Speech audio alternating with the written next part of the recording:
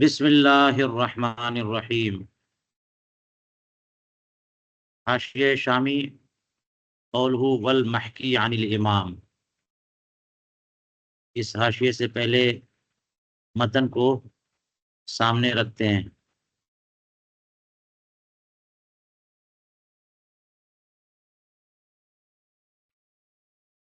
یہ اوپر ہے والمحکی عن الامام کان قبل ان یصیر مقتدا به، کہ جو بات امام ابو حنیفہ کے بارے میں حکایت کی گئی ہے وہ تب کا واقعہ ہے جبکہ آپ مقتدا بھی نہیں بنے تھے، امام نہیں تھے، کہ انہوں نے کہا کہ ایک مرتبہ ایسی حالت میں مبتلا ہوا تو میں نے صبر کیا۔ یہ اوپر مسئلہ بتایا کہ اگر منع منکرات شرعیہ جاری ہوں کسی مجلس میں تو وہاں نہ جائے جبکہ مقتدا بھی ہو، منع کی قدرت رکھتا ہو تو منع کرے اور منع کی قدرت نہ رکھتا ہو تو صبر کرے، ہیں دل سے برا جانے۔ یہ تب ہے جبکہ غیر مقتدا بھی ہو، اور اگر مقتدا بھی ہے یعنی خواص جس کو ہم لوگ بولتے ہیں خواص میں سے ہیں تو ان کو تو جانا ہی نہیں ہے۔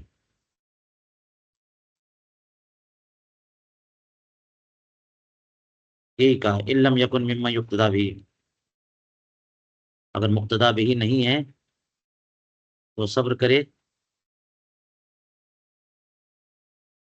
اور اگر مقتدا بھی ہے اور منع کرنے پر قدرت نہ رکھے تو صبر نہ کرے بلکہ چلا جائے، خرج ولم یقود، اس لیے کہ اس میں دین ہاں کی تذلیل ہے، دین کا دینی نقصان ہے، اور وہ اس طور پر کہ جب خواص ایسی جگہ جائیں گے تو ان کی حاضری کو لوگ مثال بنائیں گے، یہ قدرت نہیں رکھتے منع کرنے کی تو خاموشی کو لوگ مثال بنائیں گے، اور یہی مثال لوگ بناتے بھی ہیں ہمیشہ۔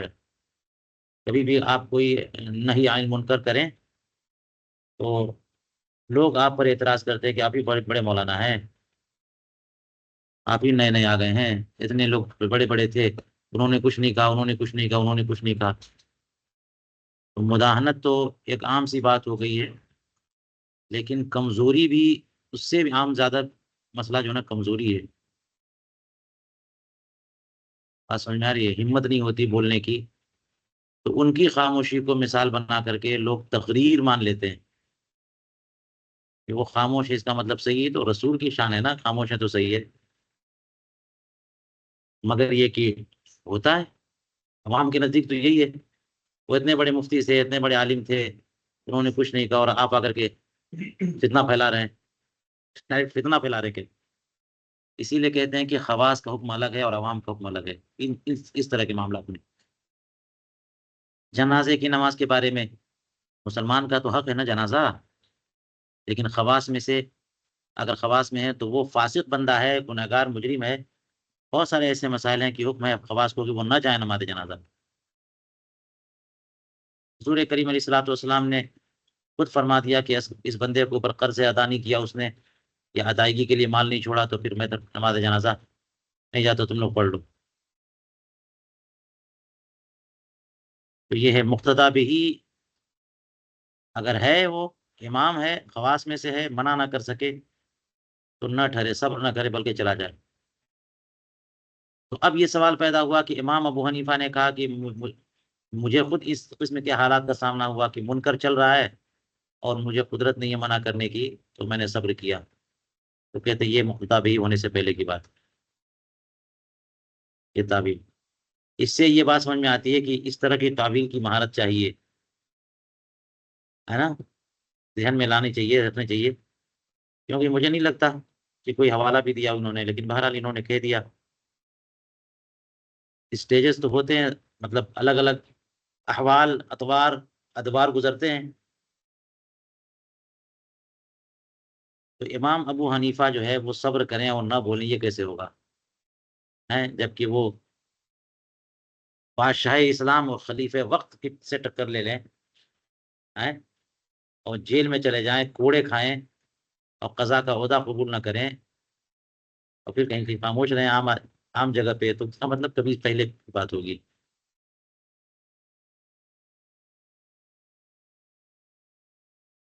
تو ایک تو یہ بات ہے۔ آگے کہا وہی عالم اولن، اگر پہلے ہی پتہ چل جائے کہ وہاں پر جہاں پہ دعوت ہے وہاں پہ منکر شرعی چل رہا ہے، تو لا یحضر اصلا، مقتدا بھی ہو چاہے نہ ہو، سواء کان ممن یقتدا بھی اولا، لأن حق الدعوت انما يلزمه بعد الحضور لا قبله، حق دعوت تو بعد حضور لازم ہے، قبل حضور لازم آیا ہی نہیں ہے تو کیا لازم ہے؟ علامہ ابن کمال پاشا کے حوالے سے یہ بتایا۔ یہ جو کہا ہے حق دعوت، اس حق دعوت سے مراد کیا ہے؟ اگر حق دعوت سے مراد کھانا ہے تو بات سمجھ میں آتی ہے، کسی نے دعوت دی آپ پہنچو کھاؤ، تو عقل اور تناول جو ہے یہ حق مراد ہے، تو یہ تو ظاہر سی بات ہے کہ حاضر ہونے کے بعد ہی اس کا سوال آگا نا، اب آپ پہنچے ہی نہیں، گھر ہی پہ ہیں، تو کہاں سے سوال اس کا ہے؟ لیکن ظاہر یہ ہے کہ حق دعوت سے مراد اجابہ ہے، دعوت دینا سنت اور قبول کرنا واجب، جبھی تو کہا کہ دعوت اگر دی اور نہیں گیا تو قبول نہ کیا تو گناہ گار ہوگا، تو وہ حق دعوت مراد ہے۔ تو اس کا کیا مطلب ہے کہ بعد حضور؟ بعد حضور کیا اجابہ؟ اجابہ حضور ہی تو اجابہ ہے، ہم؟ حضور ہی جو ہے قبولیت ہے نا، آپ نے قبول کر لیا اور آ گئے، تو بہرحال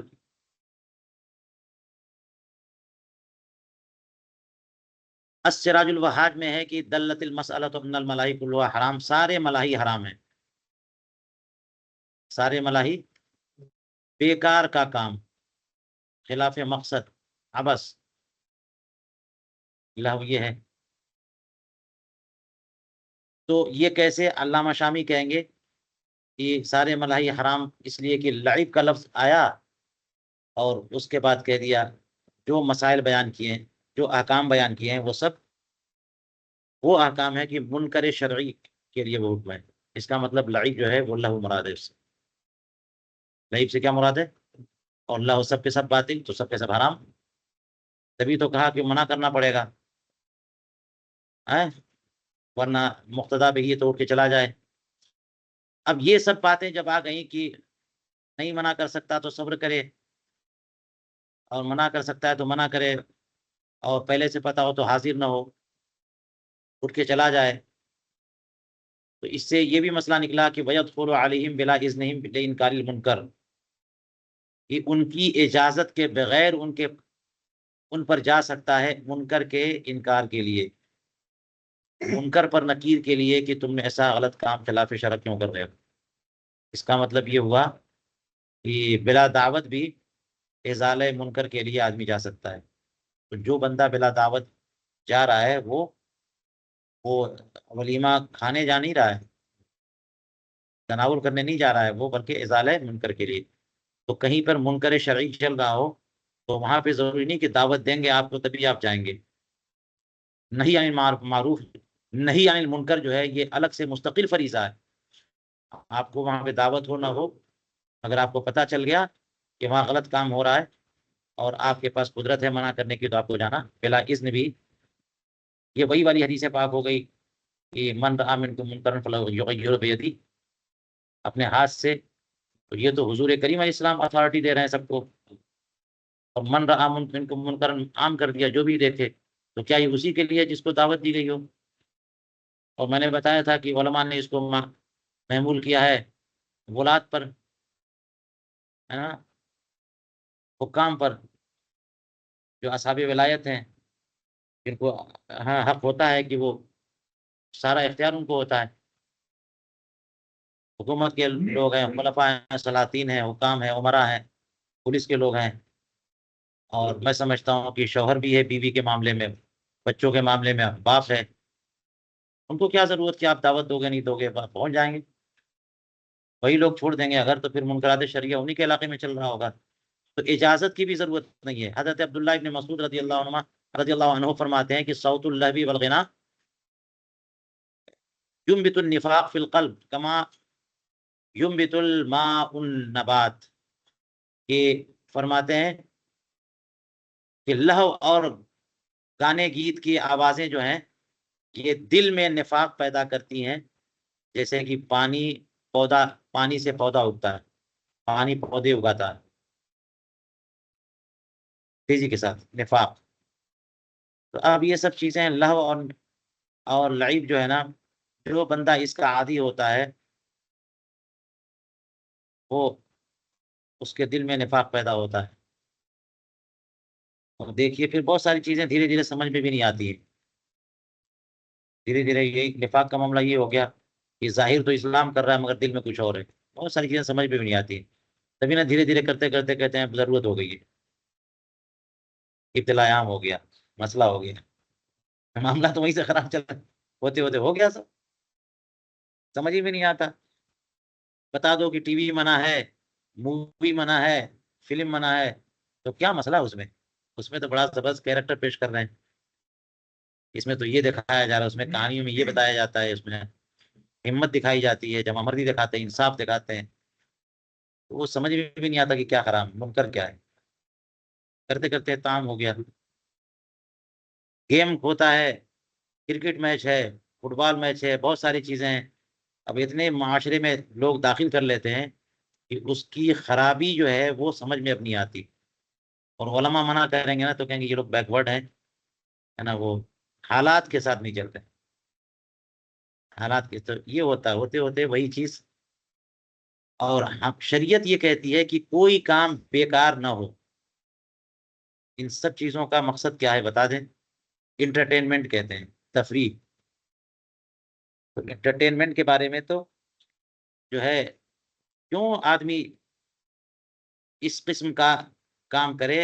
حضور پاک صلی اللہ علیہ وسلم نے تفریح کے لیے اور جو ہے وہ لعب کے لیے دو تین صورتیں بتائی ہیں، ورنہ انسان کا کی عمر اتنی مختصر ہے کہ اس میں لہو اور لعب کا وقت نکلنا ہی نہیں چاہیے۔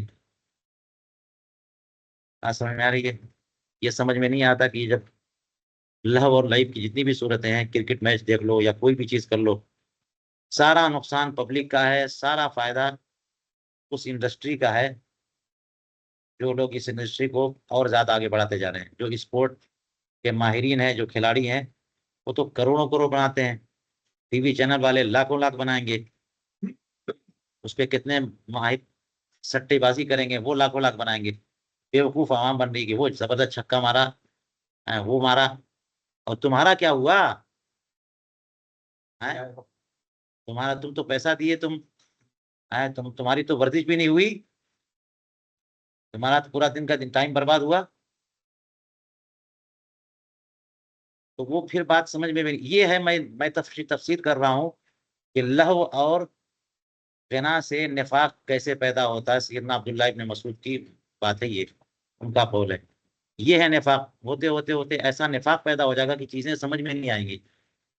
یہ مولانا لوگ جو ہے نا کیا بولتے رہتے ہیں، یہ سمجھ ہی میں نہیں آتا یہ لوگ کیا بولتے ہیں، یہ حالات سے دور ہیں یہ لوگ، ان لوگوں کو مسجد و مدرسے میں رہنا چاہیے، یہ دنیا میں نہیں۔ تو اس طرح کی یہ نفاق ہے، یہ سمپل اور آسان چیزیں سمجھ میں نہیں آ رہی، کیسے پیسہ برباد ہو رہا ہے وہ سمجھ میں نہیں آ رہا ہے، کیسے ٹائم برباد ہو رہا ہے وہ سمجھ میں نہیں آ رہا۔ تو بتا دو کوئی فائدہ، کرکٹ میچ ہو رہا ہے، اس میں آپ دیکھ رہے ہو تو آپ کا کیا فائدہ ہے؟ اور اگر آپ کہتے ہو کہ کرکٹ میچ چلو ٹھیک ہے، نہیں ہم کرکٹ کھیلنے جائیں گے، وہ لہو ہے، تو اس میں بھی شرع یہ کہتی ہے کہ ریاضت صحیح ہے، بالکل کریے آپ، لیکن جب کھیل کریں گے تو اس میں ٹائم کا ضیاع اور غفلت اور ذمہ داریوں سے لاپرواہی، یہ سب خرابیاں آتی ہیں۔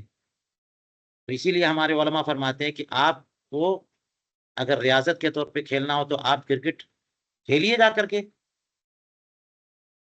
جو شرعی اصول ہیں، جو احکام ہیں، ان کی رعایت کرتے ہوئے، اور ان کی رعایت کے بجائے کھیل کے احکام اور اصول کی رعایت کریں گے تو ریاضت کا ہے، وہ تو کھیل ہے۔ اگر کسی نے بال پھینکا اور اسٹمپنگ ہو گئی، آؤٹ ہو گئے، تو پھر آپ کو ہٹنا پڑے گا، کہاں ریاضت گئی؟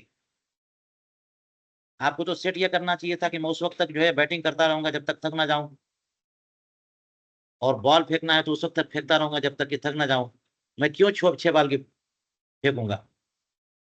تو جب اصول لہو اور لعب پر آپ چلیں گے تو اصول شرع کو نظر ایک ہی اصل پہ چل سکتے ہیں نا.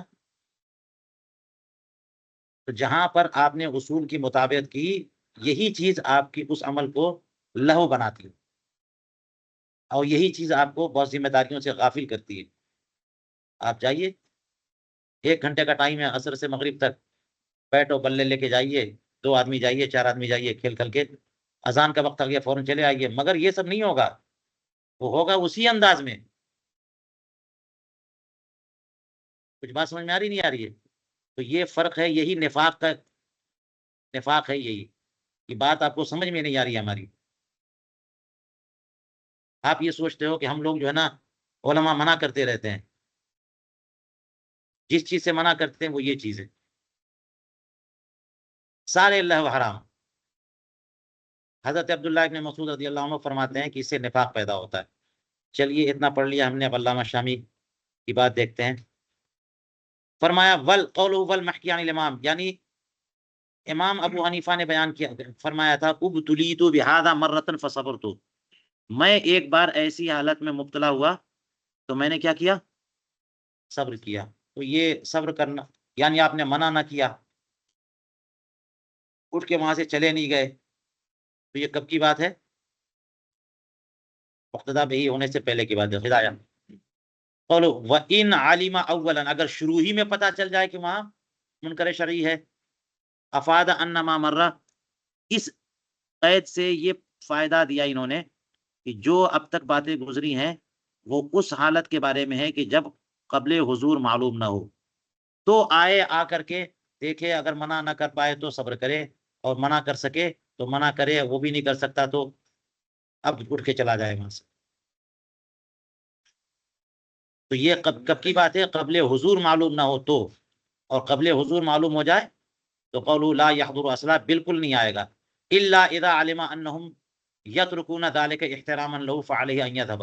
اب بھی ایک صورت ہے آنے کی، پہلے ہی سے معلوم ہو گیا کہ وہاں غلط کام ہو رہا ہے، اب بھی ایک صورت ہے جانے کی، وہ یہ کہ بندہ ہاں قدرت والا ہو اور ازالہ منکر پر قدرت رکھتا ہو تو ازالہ منکر کرے، یا پھر یہ کہ کم سے کم زبان سے کہہ سکتا، اور وہ لوگ وہ ہیں کہ اس کی بات مانیں گے.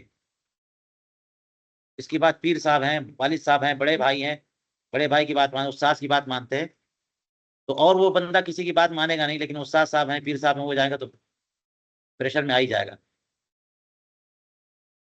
الا اذا علم، مگر جب کہ معلوم ہو کہ وہ لوگ وہ کام چھوڑ دیں گے اس کے احترام میں، فعلیہ ان یذهب، تو اس کو کیا چاہیے؟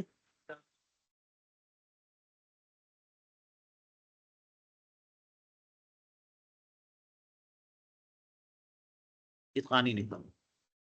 قول ابن کمال یہ بتایا کہ یہ جو بات ہے یہ ابن کمال کے حوالے سے، علامہ ابن کمال پاشا نے بھی حاشیہ لکھا ہے نا درنکار کا. تو علامہ شامی کہتے ہیں لم عرفی، مجھے تو یہ بات حاشیہ ابن کمال میں نظر نہیں آئی. ہاں یہ بات جو ہے ہدایہ میں ہے. جی. اور یہ بھی، یہ جو بات اس طرح بتاتے ہیں، یہ مطلب نہیں ہے کہ وہ ان کی طرف جو ہے غلطی منسوب کر رہے ہوں، یا جھوٹ منسوب کر رہے ہوں، یا خطا منسوب کر رہے ہوں.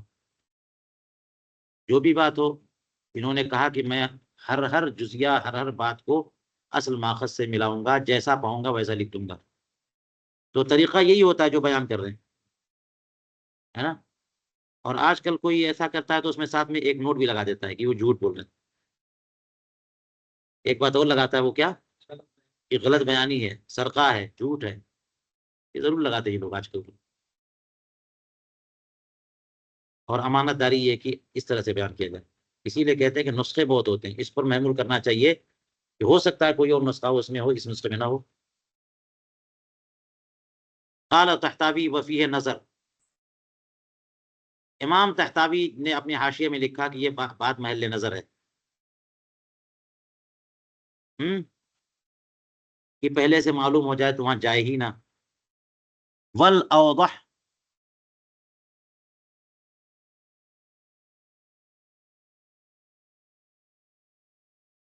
نہیں، حق دعوت بعد حضور لازم ہے، نہ کہ قبل. اس پر انہوں نے کہا کہ اس میں نظر ہے. یہی ابن کمال کے حاشیے سے کے حوالے سے. تو کہتے ہیں کہ زیادہ واضح وہ بات ہے جس کا ذکر جو ہے نا تبیین الحقائق میں ہے، والاوضح ما فی التبیین حیث قال، جبکہ علامہ زیلعی نے فرمایا لِأَنَّهُ لَا يَلْزَمُهُ إِجَابَةُ الدَّعْوَةِ إِذَا كَانَ هُنَاكَ مُنْکَر، اس لیے کہ دعوت قبول کرنا یہ لازم ہی نہیں ہے اگر وہاں پر منکر ہو رہا ہو تو. یہ ہے،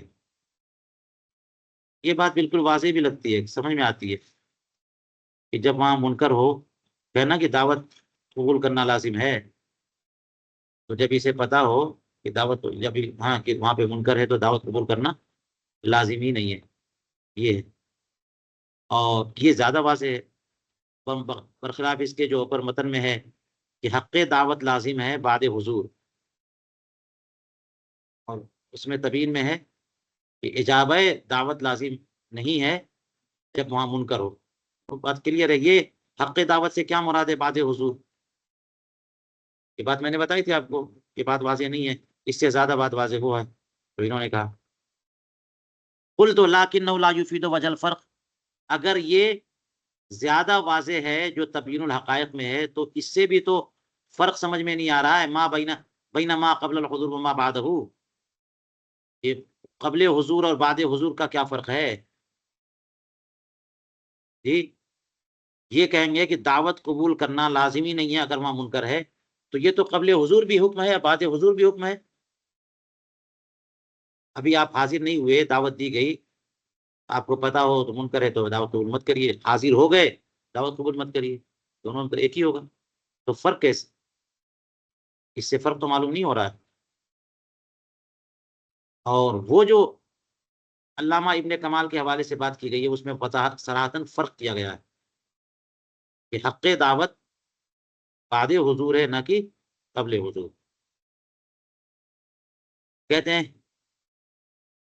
وساق بعد هذا فی تبیین، اس بیان کے بعد تبیین الحقائق میں حضرت علامہ فخر الدین زیلعی نے ابن ماجہ کی ایک روایت نقل کی ہے کہ سیدنا علی ابن ابی طالب رضی اللہ تعالیٰ عنہ فرماتے ہیں کہ میں نے کھانا تیار کیا اور رسول کریم علیہ الصلوۃ والسلام کو دعوت دی، سرکار تشریف لائے اور گھر میں کچھ تصویریں دیکھی تو لوٹ پلٹ گئے، واپس چلے گئے. تصویریں دیکھی تو واپس چلے گئے. اگر زیرو کی تصویر تھی تو حرام تھا کام. تو ابھی حکم آنے سے پہلے کی بات، یا یہ کہ سیدنا علی بن ابی طالب کو تک یہ حکم پہنچا نہیں تھا ابھی. اور زیادہ واضح یہ ہے کہ وہ دروازے پہ، جو دوسری روایتوں میں دروازے پہ ہے نا وہ پردہ لگا ہوا تھا جس میں تصویر غیر زیرو کی تصویریں تھیں. منظر بڑی کچھ اس طرح کا رہا ہوگا، اور وہ منع ہے نہیں، مگر حضور کریم علیہ السلام نے اسے ناپسند قرار دیا اور چلے آئے. اور اس کا مقصد یہ کہ ہمارا جو گھر ہے اس گھر میں یہ سب سامان عیش و آسائش نہیں ہونا چاہیے. تو اتنا بھی ناپسند کیا اور سرکار چلے آئے، تو جانے کے بعد ایک چیز دیکھی جو پسند نہیں آئی اور واپس آ گئے. تو یہ بعد حضور کا فرق ہوا. قبل حضور نے بعد حضور، یعنی دعوت ہو تو اجابہ ہونا چاہیے، قبول کریں اور جائیں، اور کوئی چیز ایسی دیکھیں نظر آئے جو پسند نہ ہو تو پھر واپس آ جائیں. کل تو علامہ شامی کہتے ہیں کہ اس حدیث پاک کا مفاد یہ ہے کہ انه یرجع ولو بعد الحضور، کہ واپس آ جائے اگرچہ حاضر ہونے کے بعد. حاضر ہونے سے پہلے پتہ چل جائے تو نہ جائے، اور اگر حاضر ہونے کے بعد معلوم ہو جائے تو واپس آ جائے. وَأَنَّهُ لَا تَلْزَمُ الْإِجَابَةُ مَعَ الْمُنْکَرِ اصلا، اور منکر کے ہوتے ہوئے اجابہ بالکل لازم نہیں ہے. یہ بھی نہیں کہ منکر ہو اور جا کر کے وہاں بیٹھے رہیں صبر کریں، اگر گئے وہاں پہ تو واپس چلے آئیں، اٹھ کے چلے آئیں.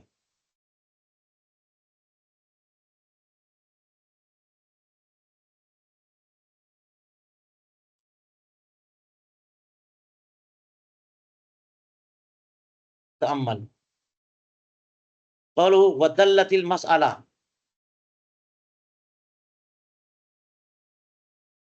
صاحب در مختار نے سراج الوحاج کے حوالے سے کہا کہ اس مسئلے سے یہ بات معلوم ہوئی کہ سارے کے سارے ملاہی حرام ہیں۔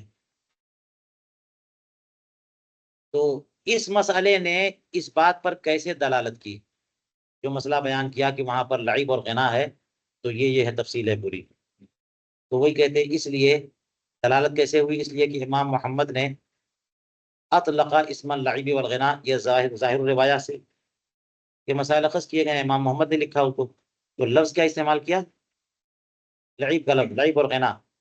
فاللعب وهو اللهو، تو لعب لہو کو کہتے ہیں، وہ حرام ہے بالنص۔ تو حدیث پاک میں جو لفظ ہے وہ لہو کا لفظ ہے، اور یہاں کیا لفظ ہے؟ لعب کا لفظ ہے، اور لعب لہو ہے، وہ منصوص ہے اس کی حرمت۔ حضور کریم علیہ الصلوۃ والسلام کا ارشاد گرامی ہے، لہو المؤمن باطل الا فی ثلاث، مومن کا سب لہو باطل ہے سوائے تین کے، استثناء تین کا ہے۔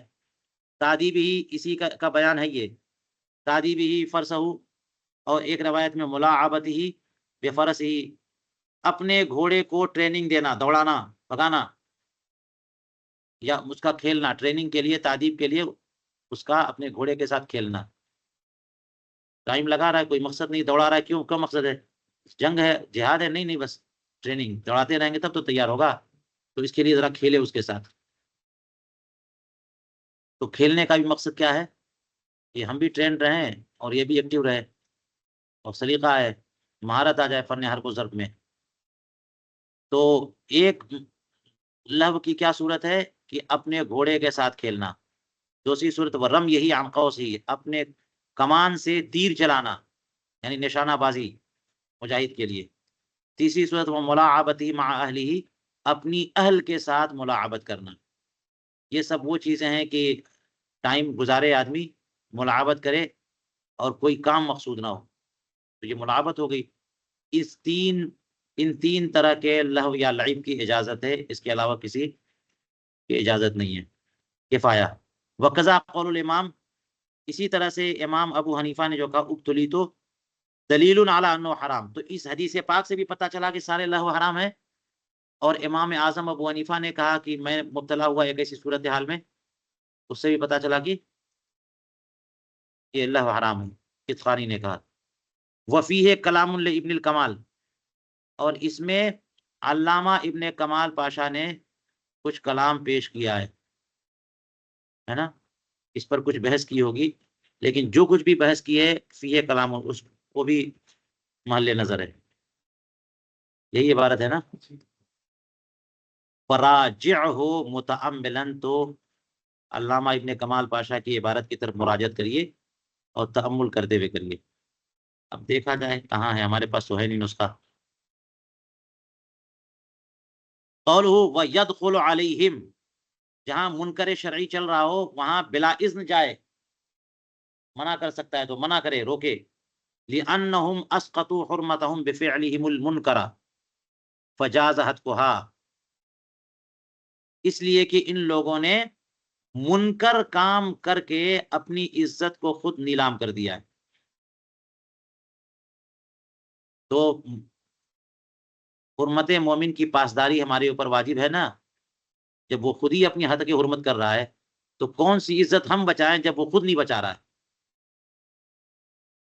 جی، تو یہ حد کی حرمت کا مطلب اس پہ جانا اور اس کو حرام کام کرتے ہوئے دیکھنا تاکہ آپ بھی گواہ بن جاؤ اور لوگوں کو دکھانا، یہی حد تک ہے نا، کسی کے عیب کو ظاہر کرنا۔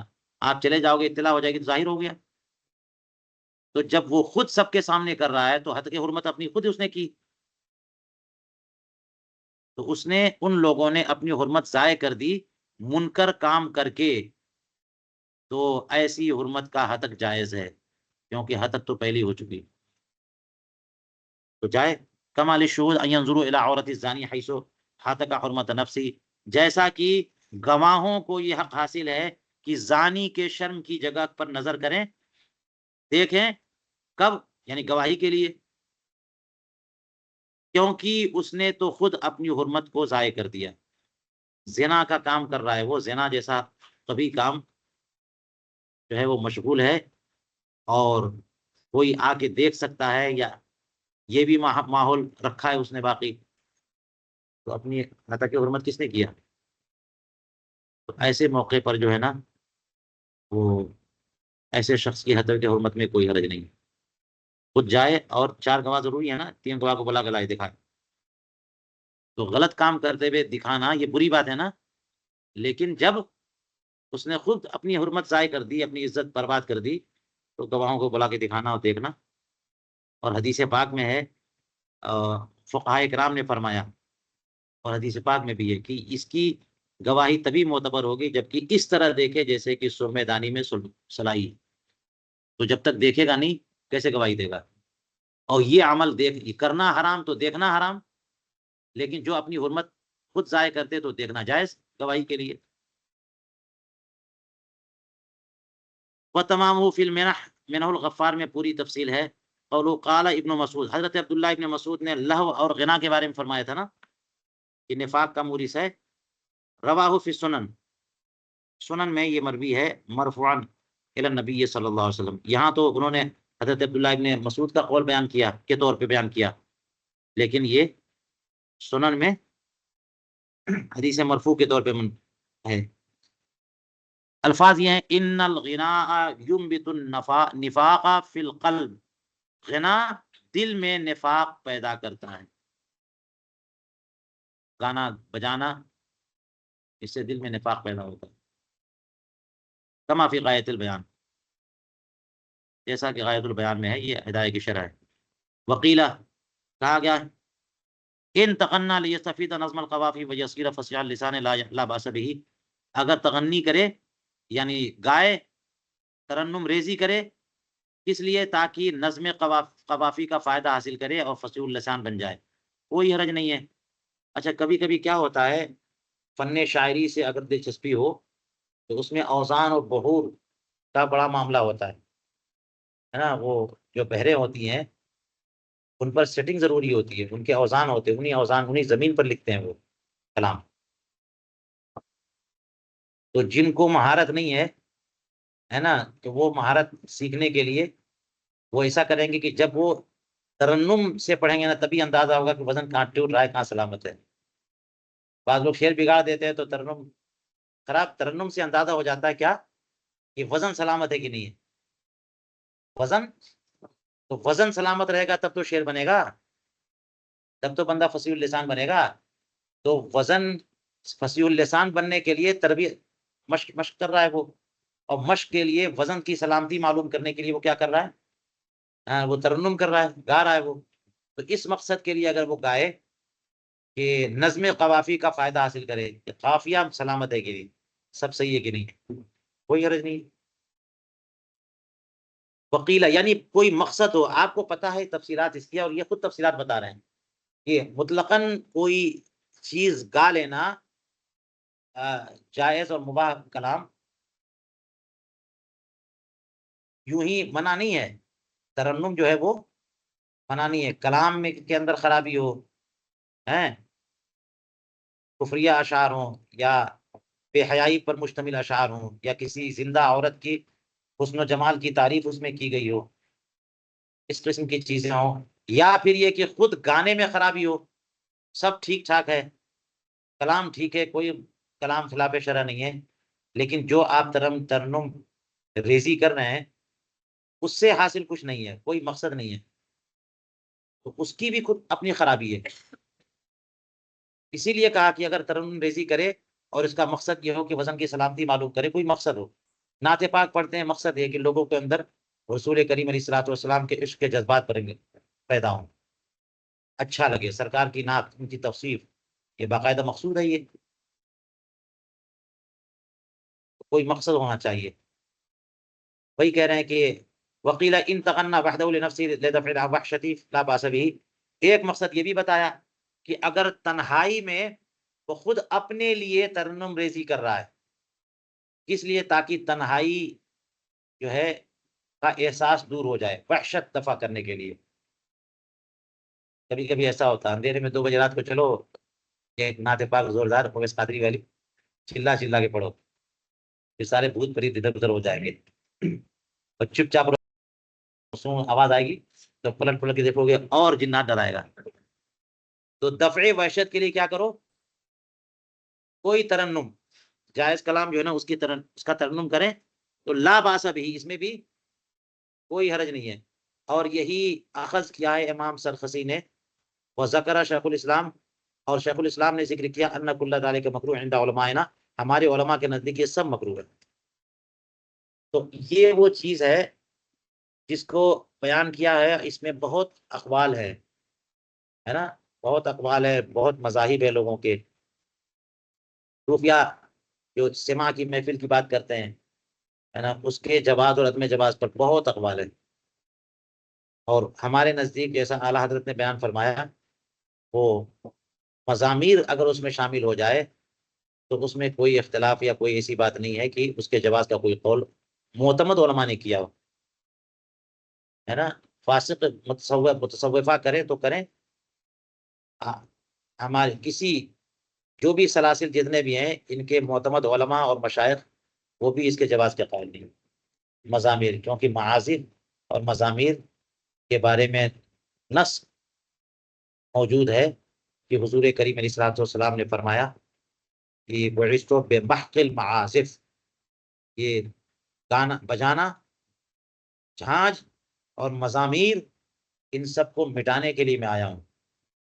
یہ تو حرام ہے، اس کو شامل کر لیں گے تو کیسے؟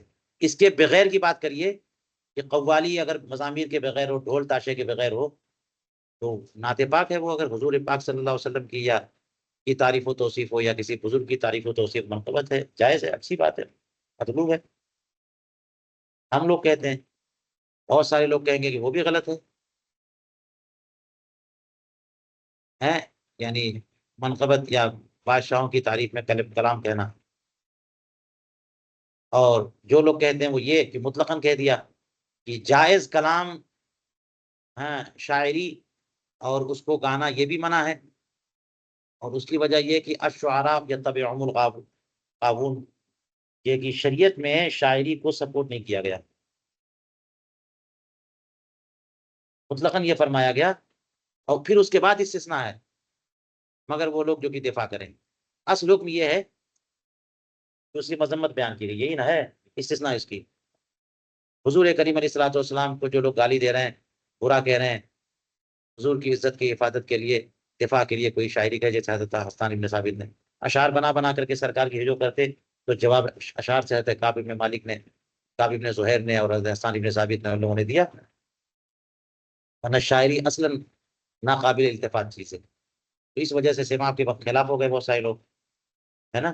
اور صوفیاء کرام سماع کے قائل ہے، یہ سب ہٹا کر کے، مزامیر ہٹا کر کے.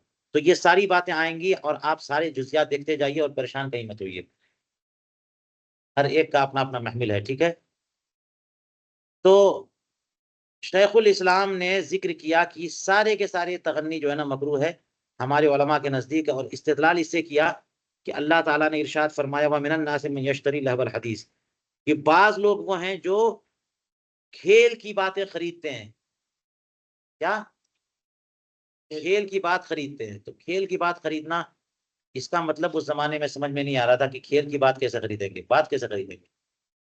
تو پتا چلا کہ یہی ہے، گویے کو بلانا، مغنیہ کو بلانا اجرت پہ، ان سے گانا سننا، ان کا گانا بیچنا، اور ٹی وی، مووی، کیسٹ، یہ ساری چیزیں یہ خریدنا جس میں پیسے ہوتے ہیں، یہ سب حدیث آیت کریمہ میں فرما دیا گیا کہ لوگ میں وہ جو لب حدیث خریدتے ہیں. اس کی تفسیر میں آیا کہ ان المراد الغنا، لہو الحدیث سے مراد کیا ہے؟ غنا ہوا. وحمل ما وقع من بعض الصحابة على ارشاد الشعر المباح الذي فيه الحکم والمواعظ. اور یہ تو ہے کہ قرآن پاک نے غنا کو، گیت کو، گانے کو، اس سب چیز کو جو ہے نا منع فرمایا اور لہو الحدیث قرار دیا اس کو. تو پھر صحابہ کرام میں جو رسول کریم علیہ الصلوۃ والسلام کی تعریف و توصیف میں اتنی نعتیں پیش کی ہیں، تابعین نے پیش کی ہیں، حضور کریم علیہ الصلوۃ والسلام کی بارگاہ میں آپ کی تعریف و توصیف میں کلام پیش کیا جاتا تھا. حضور نے اپنی کمبل شریف دیا، ان کو چادر شریف دیا. حضرت حسان ابن ثابت کو جو ہے نا دعا دی کہ اللہم ایدہ بروح القدس، ان کے لیے ممبر بنوایا. کلام لوگ پیش کرتے، جنگ، میدان جنگ میں کلام پیش کرتے، حضور سنتے، یا تقریر کم سے کم ہوئی، کہنے دیا. تو یہ صحابہ کرام جو شاعری کرتے یا اشعار پیش کرتے یا ترنم ریزی کرتے، یہ کیا ہے؟ تو کہتے ہیں جو بعض صحابہ سے وارد ہوا جو ہوا وہ کس پر محمول ہے؟ مباح شعر، ہاں کہ شعر گوئی پر، ارشاد کہتے ہیں شعر کانا، مباح کلام پر محمول ہے وہ حرام کلام نہیں تھا وہ، یعنی وہ مباح کلام جس میں حکمتیں اور مواعظ ہوں، واعظ و نصیحت کی گئی ہو اور حکمتیں بیان کی گئی ہوں۔ میں نے بتایا کہ حضور کریم علیہ الصلوۃ والسلام کی تعریف و توصیف ہو یا دفاع ہجو کرنے والوں کا جواب دیا گیا ہو۔ وَإِنَّ لفظ الغنا، اس لیے کہ غنا کا لفظ جو ہے نا جو آیا، جیسا معروف پر بولا جاتا ہے غیر معروف پر بھی وہ بولا جاتا ہے، حرام گیت اور گانے پر اور اسی طرح سے حلال پر، کما فی الحدیث، غنا کا لفظ جیسا کہ حدیث پاک میں من لم یتغنی بالقرآن فلیس منا، جو قرآن کے ساتھ تغنی نہ کرے وہ ہم میں سے نہیں ہے۔ تو تغنی کا مطلب یہی ہوا کہ سلیقے سے اور طرح کے انداز میں ایک طور پر اس کو پڑھے، اچھی آواز بنا کر کے پڑھے۔ تو دیکھیے یہاں پر تغنی کا لفظ یا غنا کا لفظ استعمال ہوا نا قرآن پاک پڑھنے میں، معروف اچھے کام ہے۔ یہ پوری بحث آپ کو نہایا اور دیگر کتابوں میں مل جائے گی۔ تنبیہ کے طور پہ علامہ شامی کیا بول رہے ہیں، دیکھیے، عرف القحطانی الغناء بانه تردید الصوت بالالحان فی الشعر مع انضمام التصفیق المناسب لها۔ غنا کی تعریف امام علامہ قحطانی نے کی ہے، کیا؟ تردید الصوت، آواز کو لوٹانا پلٹانا بار بار، ہے نا، شعر میں الحان کے ساتھ، مختلف قسم کے الحان، لحن الحان، مختلف قسم کے طرز، ہے نا، مختلف قسم کے طرز کے پہ پڑھنا اور آواز کو بار بار لوٹانا، مع انضمام تصفیق المناسب لہا، ساتھ میں جو لحن ہے، جو طرز ہے، اس کے مناسب جو ہے تالیاں بجانا۔ تالیاں بجاتے ہیں تو ڈھولک کی آواز پیدا ہوتی ہے، مزامیر کا سا ماحول پیدا ہوتا ہے، تو مناسب، یعنی ایک شعر میں کتنی بار تالی بجانی ہے، ملا کے یا الگ الگ، ایک ردم پیدا کرنا، نغمگی پیدا کرنا اس سے۔ مناسب تصفیق، مناسب تصفیق جو ہے کے ساتھ اور لحن اور طرز کے ساتھ شعر پڑھنا اور آواز کو گھمانا پھرانا۔ ایک کہتے ہیں کہ طرح میں یوں ہی شعر سنا دیا تو اس میں ترنم نہیں ہے، لیکن جب آدمی طرز سے پڑھتا ہے تو آواز کو وہ زیر و کم کرتا ہے، کھینچتا ہے، تو کھینچنے میں جو ہے نا وہی تردید ہوتی ہے، سب کو پلٹاتا ہے، بار بار ریپیٹ کرتا ہے، یہی تو ہوتا ہے گانے میں۔ قال فإن فقد قید من هذه الثلاثة لم يتحقق الغناء، اگر ان تین قیدوں میں سے ایک قید بھی نہ رہی تو غنا کا تحقق نہ ہوگا۔ یہ تردید الصوت، لحن اور تصفیق، ان تین سے مل کر کے غنا کی تعریف بنی ہے، ان میں سے ایک بھی مفقود ہو تو وہ غنا نہیں ہے۔ قال فی الدرر، نہیں، فی الدر المنتقی، علامہ حسکفی نے الدر المنتقی جو ملتقى کا حاشیہ ہے اس میں کہا کہ وقت تعقب بأن تعریفه هكذا لم يعرف فی کتبنا، کہ اس پر علامہ قحطانی پر جو ہے نا تعاقب کیا گیا اور تنقید کی گئی کہ یہ جو تعریف آپ پیش کر رہے ہیں یہ کہاں سے آپ نے لی، ہماری کسی کتاب میں یہ تعریف نہیں ہے۔ کیونکہ تعریف کرنے کے بعد آپ نے یہ بھی کہہ دیا ہے، اتنا سخت حکم، یعنی اتنا واضح حکم کہ یہ تین قیدیں ہیں، ان میں سے ایک قید بھی میں مفقود ہو تو وہ غنا نہیں۔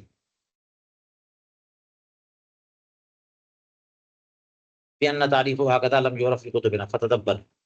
اقول، علامہ شامی کہتے ہیں وفی شہادات فتح القدیر، فتح القدیر کی کتاب الشہادات میں ہے بعد کلامن، کیا لکھا ہے؟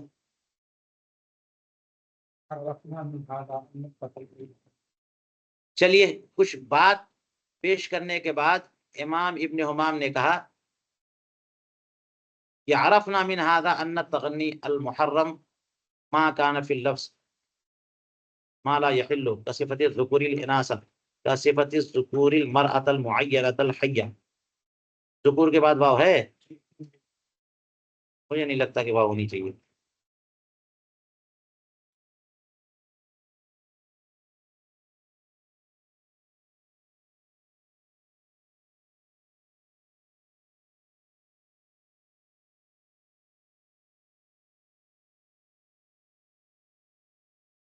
جی تو فتح القدیر میں جو لکھا ہے اس مقام پہ دیکھنا چاہیے. فتح القدیر فرماتے ہیں کہ ہمیں اس سے پتا چلا کہ حرام گانا وہ ہے، حرام تغنی وہ ہے ما کان فی اللفظ، کہ الفاظ یعنی جس کے کلام میں ایسی بات موجود ہو جو حلال نہ ہو.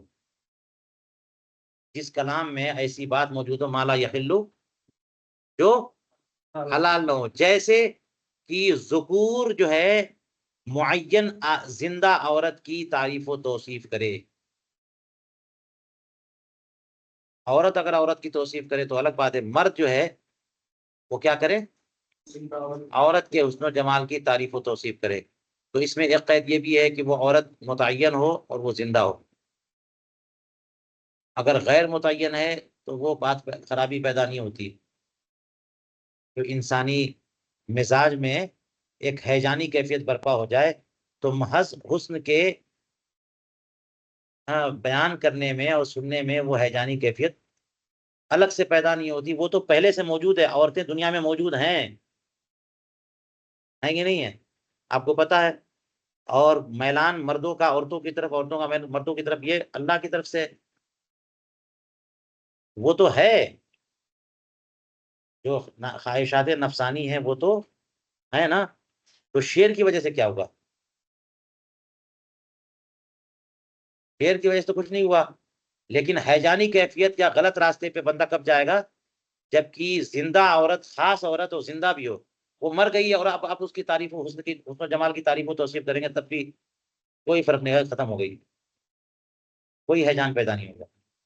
اور غیر معین ہو تب بھی ہیجان پیدا نہیں ہوگا. معین عورت ہے، اس کے حسن و جمال کی تعریف آپ کر رہے ہو تو بلا وجہ میں جو نا اس کی طرف جو ہے میلان پیدا ہوگا، شیطانی اثرات کا سامنا ہوگا اور شیطان اس کی طرف مائل کرے گا. تو اس لیے معین خاتون، زندہ خاتون کے حسن و جمال کی تعریف جس کلام میں ہو وہ کلام کلام محرم ہے، حرام ہے. ٹھیک ہے. اور اسی طرح سے کہتے ہیں وصف الخمر المہیج الیہا والحانات والہجاء لمسلم او ذمی اذا اراد المتکلم ہجاءہ، کہ کلام میں وہ بات ہو جو حلال نہ ہو، جیسے خمر کی ایسی تعریف کرنا جو عورت کی طرف بھڑکائے، اور یا پھر الیہا میں ہا ضمیر خمر کی طرف راجع ہو. تو شراب کی ایسی کے متعلق ایسی باتیں کہنا کہ شراب کی طرف بندہ جائے. اب اردو کے شعراء بھی شراب کے بارے میں جب بات کرتے ہیں، رند کی بات کرتے ہیں، میکدے کی بات کرتے ہیں تو ایسی باتیں کرتے ہیں کہ آدمی کھائی نہ کھائی اس کی طرف جائے، ذرا چکھ تو لے. یہ سب اشعار حرام ہوئے کہ نہیں ہوئے؟ خمر کی ایسی تعریف کہ اس کی طرف ہیجان ہو. والحانات، اور حانات کی تعریف، ہجا کی تعریف. حانات خانہ کی جمع ہے، یعنی وہ شراب، میکدہ، شراب خانہ. شراب کی تعریف یا شراب کدے، میخانے کی تعریف، یا مسلمان کی ہجو اس کلام میں ہو، یا ذمی کی ہجو اس کلام میں ہو. مسلمان کے خلاف آپ بولیں گے، اس کے عیوب بیان کریں گے تو یہ حرام تو ہے. یہاں تک کہ ذمی کے بھی ہجو کریں گے تو ذمی جو ہے وہ مسلمانوں کے ماتحت آ جاتا ہے، تو پھر اس کے حقوق ہوتے ہیں، اس کی عزت کی حفاظت کی جاتی ہے، اس کو بھی ہجو نہیں کیسے کر سکتے ہو.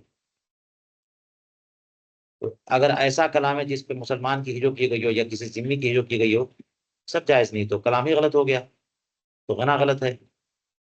اذا اراد المتکلم ہجاءہ، جبکہ متکلم اس کی ہجا کا ارادہ کرے، مسلمان یا ذمی کی ہجا کا ارادہ کرے. کبھی کبھی ایسا ہوتا ہے کہ ہجو پر مشتمل کلام ہے، متنبی کے اشعار، پڑھنے والے جو ہے نا وہ پڑھ رہے ہیں اس لیے تاکہ کچھ الفاظ کا مفہوم یا استعمال معلوم کرنا ہے کہ متنبی نے، امرؤ القیس نے، ان لوگوں نے یہ لفظ کہاں کہاں استعمال کیا. بات سمجھ میں آئی؟ تو ایسے ہی الٹے سیدھے مقامات یعنی غلط مقصود کے لیے استعمال کیا، لیکن استعمال لفظی طور پر بالکل صحیح ہے، بہترین ہے، اس کے لیے لے لیتے ہیں. تو اگر یہ ہجو پر مشتمل کلام ہے اور ہجو ہی مقصود ہے تو یہ ہو گیا حرام. لا اذا اراد انشادہ للاستشہاد به، یہ تب حرام ہے جب یہ صورتیں ہوں، نہ کہ تب جب کہ اس شعر گوئی کا ارادہ، جب اس شعر گوئی سے مقصود کیا ہو، استشہاد بھی، اس سے استشہاد مقصود ہوگی۔ دیکھو یہ لفظ جو ہے اس معنی میں استعمال ہوا ہے، یہ لفظ اس معنی میں استعمال ہوا، دیکھو فلاں بڑے شاعر نے اس لفظ کو اس معنی میں استعمال کیا ہے۔ کہا جاتا ہے کہ دیوان الجاہلیت، اشعار الجاہلیت دیوان العرب، جاہلیت کے دیوان سے جو ہے وہ قرآن پاک اور حدیث پاک میں استعمالی الفاظ کا معنی متعین کیا جاتا ہے۔ استشہاد پہ ہی سے مراد مقصد یہ بھی ہو سکتا ہے کہ کسی ہجو گو کا کلام پیش کرنا جو کسی مسلمان کی ہجو میں اس نے کہا تھا، اور استشہاد مقصود ہے کہ دعویٰ کرے کہ یہ جو ہے نا یہ مسلمانوں کے خلاف بولتا ہے، تو کیسے ثبوت ہے اسی کا شعر بول دیکھیے یہ بولا فلاں قسم استشہاد، او لیعلم فصاحت و بلاغت، یا پھر یہ کہ اس کی فصاحت و بلاغت معلوم ہو جائے اس لیے شعر کہا جاتا ہے۔ وکان فیہ وصف امرأۃ لیست کذالک، یہ لا کہہ کر کے جو استثنائی صورتیں ہیں، یعنی جہاں جہاں شعر گوئی ہے یہ جائز ہے، صحیح ہے، درست ہے، اس میں کوئی قباحت نہیں، وہ سب صورتیں استشہاد کے لیے یا فصاحت و بلاغت ہے معلوم کرنے کے لیے یا بتانے کے لیے، یا لیعلم تاکہ سیکھے جانے، اس طرح پڑھیے۔ وکان فیہ، اور اس میں جو ہے وصف و امراطن، اس کلام میں کسی عورت کی صفت بیان کی گئی ہو، عورت کے حسن و جمال کو بیان کیا گیا، عورت کی تفصیل بیان کی گئی ہو، لیست کذالک، وہ عورت ایسی نہ ہو جو اوپر بتایا گیا۔ عورت معین ہے یا عورت زندہ ہے؟ عورت زندہ ہے تو اس کا معاملہ یہ ہے، اگر مردہ ہے تو اب اس کے حسن و جمال اور اس کی خوبیاں بتائیں، کوئی حرج نہیں ہے، یا پھر معین نہیں غیر معین ہے۔ تشبیب کے اشعار ہوتے ہی ایسے ہیں، تشبیب کے اشعار جو ہے نا ایک مفروضہ عورت کے حسن و جمال کی تعریف کی جاتی ہے اور وہیں سے کلام شروع ہوتا ہے، اور اس کا مقصد یہ نہیں ہوتا کسی کی طرف جو ہے نا بھڑکانا، کسی کے شہوت کو بیدار کرنا، بلکہ مقصود یہ ہوتا ہے کہ کچھ اس قسم کی باتیں، حسن و جمال کی باتیں سن کر کے بندہ متوجہ ہوتا ہے، توجہ سے کلام سنتا ہے، اور پھر اس کے بعد فوراً جو ہے نا مقصود کی طرف جاتے ہیں، تو یہ کلام بھی درست ہے۔ ابھی الزہریات المتضمنہ وصف الریاحین والازہار والمیاہ فلا وجہ لمنعہ علی ھذا، یہ زہریات یا زہریات سے معلوم نہیں کیا کہنا چاہ رہے ہیں، دیکھیے تو تقریر رافعی میں کچھ لکھا ہے،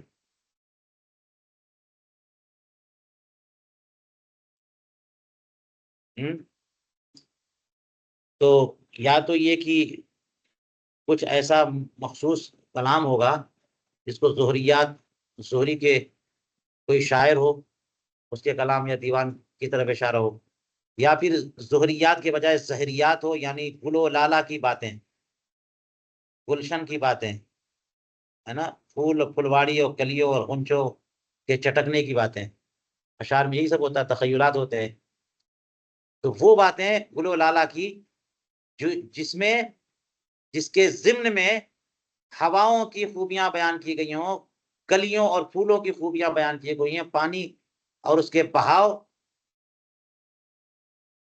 کے بارے میں ذکر ہو، تو ایسے کلام کو منع کرنے کی کوئی وجہ نہیں ہے اس بنیاد پر۔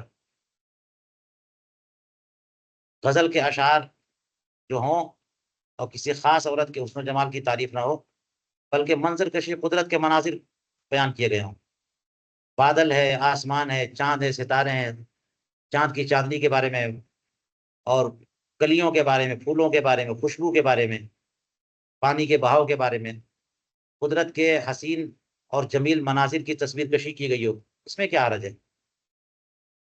بات سمجھ میں آئی؟ نعم اذا قیل ذلک علی الملاہی، ہاں اگر یہ ملاحی کے طور پہ کہے جائیں، ٹائم برباد کرنے کے لیے کہ چلو بیٹھو آج بھی ایک کچھ کلام ہو جائے، مطلب عرض کیا ہے، تو یہ ٹائم برباد کرنے کے لیے، اسی لیے جتنے شاعر ہیں نا ان کے گھر میں صحیح سے بیوی کو روٹی بھی نہیں ملتی ہے، عورتیں بیچاری پریشان ہیں، وہ حضرت تخیل میں پڑے گئے، ایک کلام اور بن جائے، ایک کلام اور بن جائے، کمانے کا کوئی دھن ہی نہیں ہے، ہر وقت جو ہے نا ایک کلام بن جائے، ایک کلام بن جائے، اور ردیف قافیہ ملانے کے چکر میں رہتے ہیں، اور تخیلات بھی لانے کے چکر میں رہتے ہیں۔ بیوی بیچاری سوچتی ہے کب ہماری طرف توجہ کریں گے، وہ اپنے اسی میں لگے رہتے ہیں۔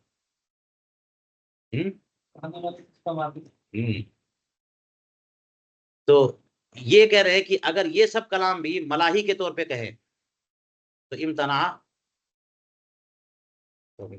منع باز رہنا چاہیے۔ وَإِن كَانَ مَوَاعِظ وَحِكَمًا لِلْآلَاتِ، کیا لکھا ہے؟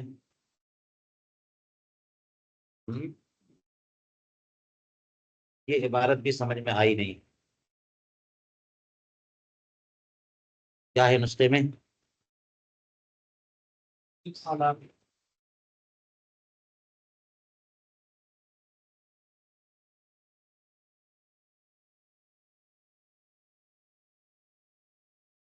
للآلات نفسها،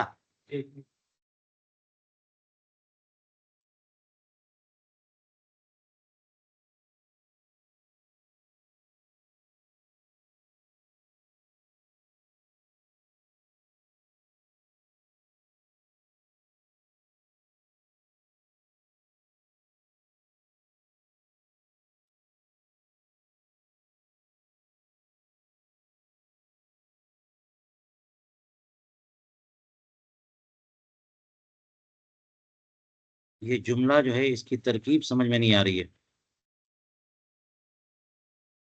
اور مقصود مگر واضح ہے کہ جائز کلام جس میں قدرت کے مناظر کی تصویر کشی کی گئی ہو، وہ اگر صحیح مقصد کے لیے ہو تو ٹھیک ہے، ملاحی کے لیے ہو تو اس سے بچنا چاہیے، اور حکمت و نصیحت اس میں ہو تو بھی کوئی حرج نہیں ہے، نہ کہ جو ہے نا اس تغنی کی وجہ سے، تغنی کی وجہ سے منع نہیں کر دیں گے، صرف لا لذالک التغنی، اس تغنی کی وجہ سے منع نہیں کر دیں گے،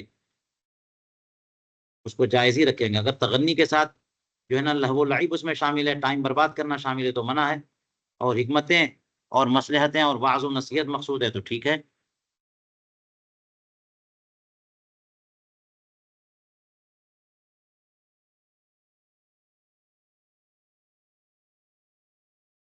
تو ذرا آپ دوسرے نسخے دیکھیے، یہاں پر کچھ نہ کچھ ضرور ہوگا ملخصاً، اور سب سے آسان یہ ہے کہ یہ پوری بات جو ہے فتح القدیر کی ہے، تو فتح القدیر میں یہ عبارت تلاش کرو، جیسا کہ میں نے آپ کو بہت دکھایا تھا الاشباح والنظائر میں، تلاش کر کر کے ٹائم لگانا چاہیے۔ فتح القدیر ہے نا؟ آپ لوگوں کے پاس؟ چلیے ملخصاً، و تمام فی فراجع ہو، پوری بحث فتح القدیر میں ہے تو اسی کی طرف مراجعت کریے، آپ لوگ بھی کریے۔ وفی الملتقى، ملتقى الابحر میں ہے، وعن النبی صلی اللہ علیہ وسلم انه کرہ رفع الصوت عند قراءة القرآن والجنازہ والزحف والتذکیر، سرکار اقدس علیہ الصلوۃ والسلام نے ان مقامات پر بلند آواز کو مکروہ قرار دیا، ناپسند کیا، قرآن پڑھتے ہوئے، جنازے کی نماز میں، یا زحف یعنی کہیں کوچ کرتے ہوئے، جاتے ہوئے، یا تذکیر وعظ و نصیحت میں سلیقے سے بولو، کنٹرول میں بولو، آواز بہت چلا چلا کے نہیں، ہمارے یہاں تو چلا چلا کے جب تک بولیں گے نہیں جلسہ ہوگا نہیں، ہاں، اسی لیے اتنی تیز بولتے ہیں کہ وہ اتنی تیز سے نکل جاتا ہے،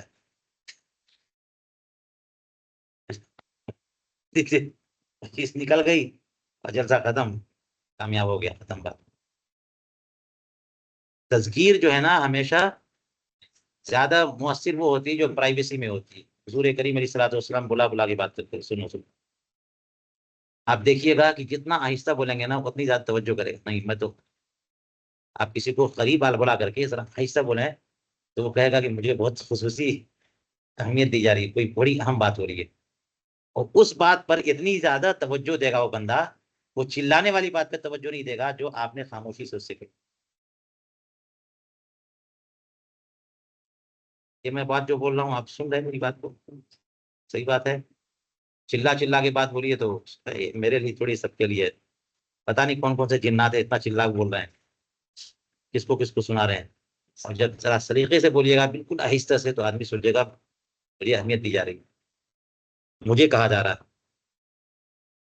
بہرحال حضور کریم علیہ الصلوۃ والسلام نے ایسے مقامات پر بلند آواز کرنے سے منع فرمایا. قرآن پاک پڑھنے میں بھی کہ دور تک آواز جائے گی، لوگ سنیں گے نہیں تو جو ہے نا ان کی طرف سے بے ادبی ہو جائے گی. قال الشارح زاد فی الجوہرہ، جوہرہ میں اتنا اور ہے، وما یفعلہ متصوفۃ زماننا حرام لا یجوز القصد والجلوس الیہ، کہ ہمارے زمانے کے متصوفین جو کرتے ہیں وہ حرام ہے، اس کا ارادہ بھی جائز نہیں، اس پر بیٹھنا بھی جائز نہیں. مقصد یہ کہ بھائی قوالی کی جو محفلیں ہیں، قوالی کی جو محفلیں آج کل ہو رہی ہیں ہے نا، وہ اب کئی سو سال سے ہو رہی ہیں، تو کہہ دیا وہ حرام ہے، کیونکہ اس میں جھانج ہے، طبلہ ہے، ہارمونیم ہے، اور اس میں رقص و سرود کی محفل ہوتی ہے، حال کھیلتے ہیں، جو صاحب حال نہیں وہ بھی کھیلتے ہیں. صاحب حال کی بات تو الگ ہے. وَمِن قَبْلِهِمْ لَمْ يُفْعَلْ كَذَلِكَ، یا وَمَنْ قَبْلَهُمْ لَمْ يَفْعَلْ كَذَلِكَ، کہ ان متصوفہ زمانہ سے پہلے ایسا نہیں کیا گیا، یا جو لوگ ان سے پہلے تھے انہوں نے ایسا نہیں کیا. وما نقل عنہ علیہ الصلوۃ والسلام سمع الشعر لم يدل على اباحۃ الغناء، حضور کریم علیہ الصلوۃ والسلام سے جو منقول ہے کہ آپ نے بھی شعر سنے ہیں، تو اباحت غنا پر دلیل نہیں ہے وہ، یعنی ایسے ایسے ایسے گانے. ويجوز حمله على الشعر المباح المشتمل على الحکمت والبعض، حضور کریم علیہ السلام کے شعر سننے کا معاملہ جو ہے نا محمول کرنا چاہیے ان اشعار پر جو مباح ہیں، حکمت و واعظ پر مشتمل ہیں. اور کہتے ہیں حدیث و تواجد ہی علیہ الصلوۃ والسلام لم یصح، یہ لوگ جو وجد والے جو ہے نا قوالی والے، وہ ایسی بھی روایتیں لے کے آتے ہیں کہ حضور صلی اللہ علیہ وسلم نے بھی وجد کیا، ان کو بھی وجداری ہوا. لم یصح کہہ دیا، یہ ثابت نہیں ہے. وکان نصر آبازی یسمع فعود با، یہ نصر آبازی کوئی ہے نہیں پتا کون ہے، یہ سماع کرتے تھے تو ان کو ڈانٹا گیا. فقال انه خیر من الغیبۃ، تو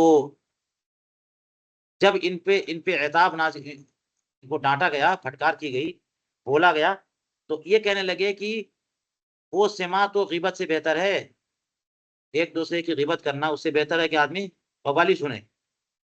فقیل لہو، تو پھر اس کو جواب میں کہا کہ ہائی ہاتھ، افسوس ہے تم پر، بل ذلت السماع شر من کذا و کذا سنتن یغتاب الناس، کہ سماع میں جو لغزش ہو جائے وہ اتنے سال تک لوگ آپس میں ایک دوسرے کی غیبت کرتے رہیں، اس سے بھی بدتر ہے، کسی جہت سے اس سے بھی بدتر ہے. کیونکہ یہ بات کلیئر ہے، ایک جہت میں بتاتا ہوں کہ لوگ جب غیبت کرتے ہیں سال ہا سال تک تو اسے غیبت ہی سمجھتے ہیں، غیبت کرتے ہیں تو غیبت ہی سمجھتے ہیں، برا کرتے ہیں تو برا ہی سمجھتے ہیں. اس کو جو ہے نا وہ نیکی کا کام، اور اس غیبت کے ذریعے ہم اللہ کی بارگاہ کے مقرب ہو جائیں گے، جنت میں چلے جائیں گے، یہ سمجھ کے کوئی غیبت کرتا ہے؟ نماز پڑھیں گے، روزہ رکھیں گے، پھر اکٹھا ہو کے غیبت کریں گے، مزہ آتا ہے ان کو. لیکن اگر کہو کہ غیبت کر رہے تو وہ نہیں کہیں گے جنت کا کام کر رہے ہیں، وہ یہ نہیں بولیں گے، اس کو برا ہی سمجھیں گے، کریں گے وہ. اور یہ جو سماع میں، اس کو تو نیکی کا کام سمجھ کے کیا جا رہا ہے، اس میں اگر ذلت ہو گئی، احوال اصحاب احوال کی بات علیحدہ رکھتے ہوئے، زیادہ جو لوگ ہیں وہ اصحاب احوال ہیں نہیں، ان کو مزہ ہی ہارمونیم اور طبلے میں آتا ہے نا. نمازوں میں اور عبادتوں میں وہ وجد نہیں آتا جو کہ غیب کی صورت پیدا ہوتی جب ہارمونیم بجتا ہے، اور اس کو نیکی کا کام سمجھ کے کر رہے ہیں، تو اس کا شر جو ہے نا وہ اس سے بڑا ہوا کہ نہیں ہوا. سری نے فرمایا کہ شرط واجد فی غیبتی ان یبلغ